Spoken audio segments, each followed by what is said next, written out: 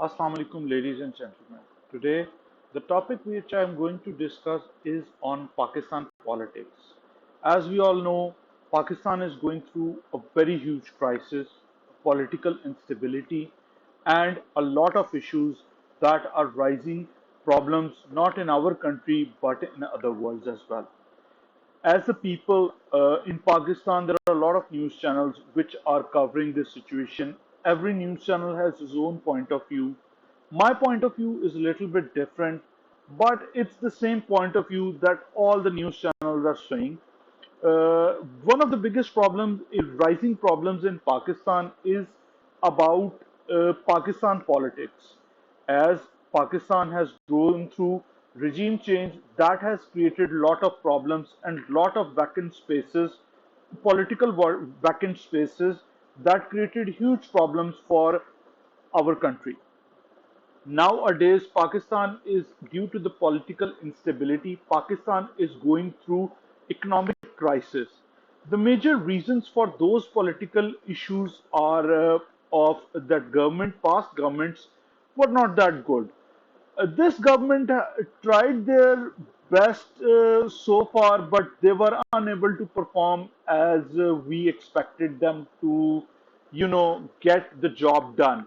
But there were a lot of issues with that. This government, there were COVID issues, there were past issues. The past government, they say that they didn't perform well because of corruption and because of all those issues. They tried to resolve those issues, but still, Pakistan they couldn't complete the task, and that created lot of problems. Pakistan is right now going through crisis, and all over the world, the people must know why this crisis is happening. Is it because that new government is unable to do it? Most of people will agree with me or disagree with me that they will say that Pakistan is going through crisis. The reason for that is because Pakistan is not as a developed country as others say. A Pakistan political system is not mature enough to get the job done. If the government changes, everything, every policy and every rule of life changes. Pakistan is right now in a crisis situation. To help Pakistan to get out of this crisis situation, we must understand what the problems are. The first problem, past government. Uh, Many of the people will agree with me, many of the people will disagree with me, but past government were making laws, were making rules, and were making regulations which were correct or which were not, but still that is debatable. But the problem was Pakistan is a country with a single party or single lead material. It's not like that every institution is working according to the world sees it, and every institution doesn't need a leadership. There is only one leader that will lead the institutes. If that leader is good or bad, the institutes will be led. As Pakistan has gone through many crises, one of them was dictatorship, the other one was unstable governments, the other one was nobody was ready to work in an environment. One of the biggest issue is nobody to ready to take the responsibility that what went wrong in their policies. Every time we see a phase, and every time not a single government has completed their time. This led to many problems. If they are trying to work hard, they cannot do it because they are not sure if they are going to remain on that post or they will not remain on that post. Most of the people that remained on their post had to go through many crises, political instability, people were against them, or people were had a mixed feelings about them. Today we are going through same crisis again. Problem rises, why we go through same crisis again? There are many reasons for that.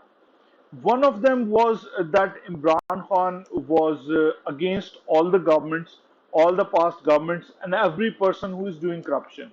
Let's be fair with each other. In every government, in every past, in still in present, there are corrupt people in every government. Not that in PTI and not that in Noon League, in every part of life.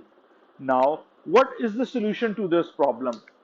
Many of the people will say that let Imran Khan lead and he will make this country a great or sort of like that.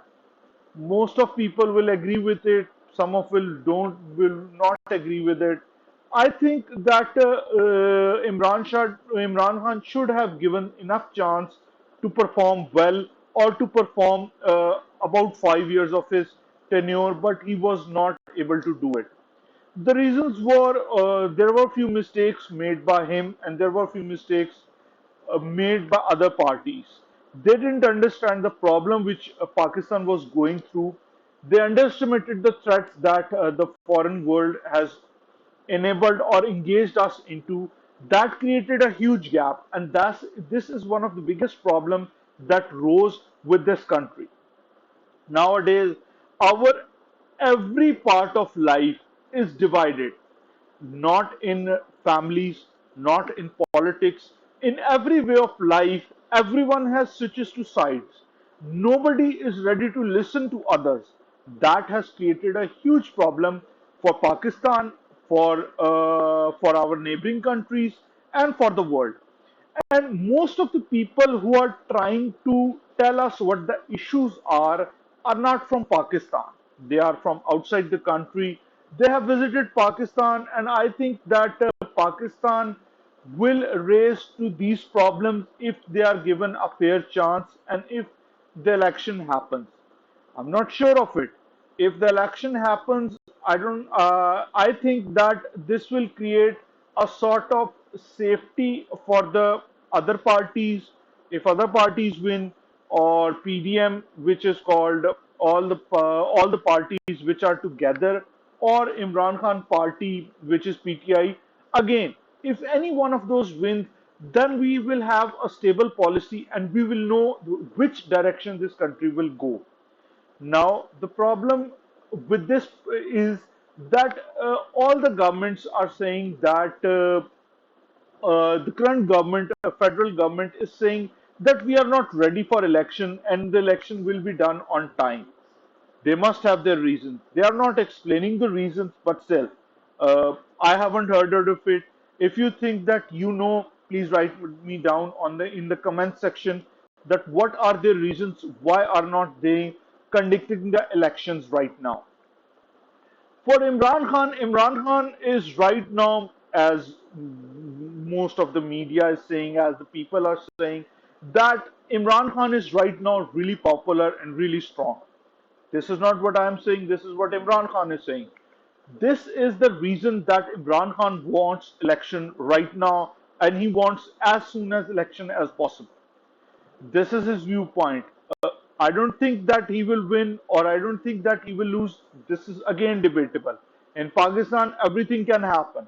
Most of the people who are trying to make this thing work are not that much into it. Example, if we take example of Prime Minister, the current Prime Minister, he is, I think, a little bit confused that where he should decide to go. Either he should call an election, that will raise to many problems. The first problem is that he said that we need a certain amount of time. If that time isn't completed, then Imran Khan will say that I won and I forced this election. If he doesn't conduct the elections, he is only in federal government. Almost all the provinces are not in his control. Example is Sindh is not in his control. It is controlled with PTI. It is controlled by the People's Party. Again, with an example of Punjab, it's controlled by PTI. Khyber Pakhtunkhwa is again controlled by PTI. Balochistan is a little bit mixed party. I'm not sure about the party's name, but still, the problem is he doesn't have an enough government to rule this country. So there are many problems which arose because of that.